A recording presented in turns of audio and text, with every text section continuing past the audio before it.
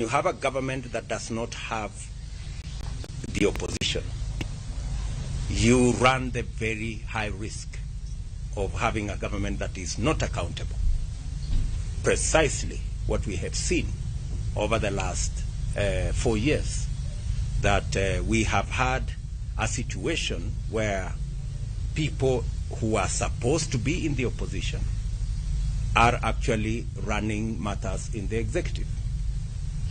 And that is why the people of Kenya voted for me and my team. They want a government that has checks and balances. And they want a government that is accountable.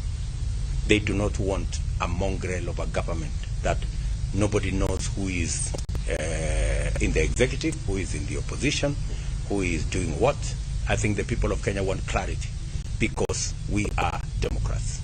And for the record, in